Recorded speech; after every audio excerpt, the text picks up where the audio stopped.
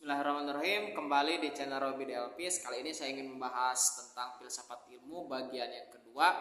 Kali ini kita akan mengulas apakah seorang manusia seperti kita itu mungkin mengetahui atau tidak. Nah, artinya apakah mungkin kita mempunyai ilmu atau tidak.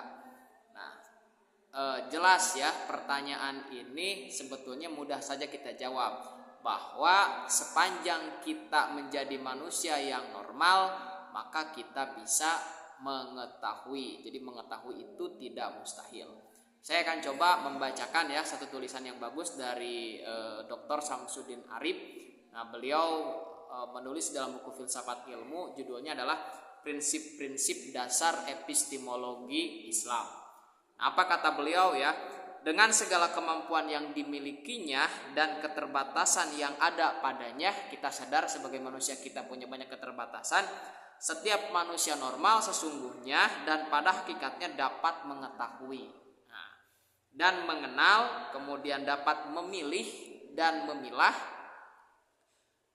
membedakan, menilai, menentukan hukum mana yang benar dan mana yang salah, yang hak, yang batil, yang betul dan yang keliru, yang sehat dan yang sakit, yang sejati dan yang palsu, yang baik dan yang buruk, yang baik dan yang busuk, yang bagus dan yang jelek, yang ma'ruf dan yang mungkar, berguna dan berbahaya, yang membawa kebaikan dan menimbulkan kerusakan.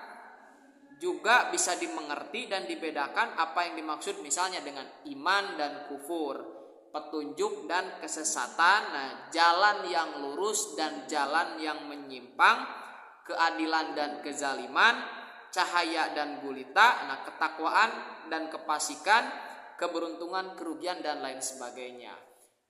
Ini sangat jelas sekali menunjukkan bahwa kita memang bisa ya membedakan mana baik dan buruk, yang ma'ruf dan yang mungkar, salah dan benar dan seterusnya. Itu tidak mustahil. Selama kita dalam kondisi normal. Apa yang dimaksud dengan normal dan keterbatasan itu? Yang dimaksud dengan kemampuan yang terbatas itu minimal adalah kapasitas manusia lahir dan batin, ya, mental dan spiritual dengan segala bentuk rupanya. Bisa mendengar, bisa melihat, ingatannya normal gitu ya, tidak 1 menit atau 1 detik kemudian lupa lagi. Itu sudah dikatakan normal. Adapun keterbatasan merujuk pada keterbatasan intrinsik manusiawi maupun ekstrinsik manusiawi ya. Seperti apa? Ya, seperti kondisi normal kita itu tidak sakit, tidak sakit parah tentu saja, tidak cacat, misal tidak terganggu, kemudian jasad, ruh dan akalnya.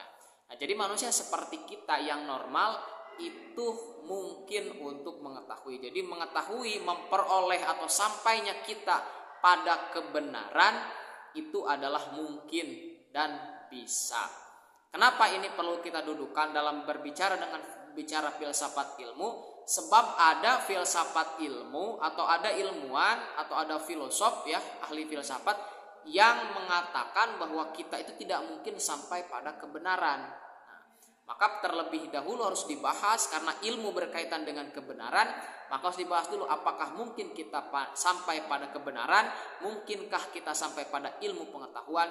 Dan jawabannya sepanjang kita normal dengan segala keterbatasan, kita mungkin sampai pada ilmu pengetahuan. Seperti itu, bisa membedakan baik dan buruk dan seterusnya.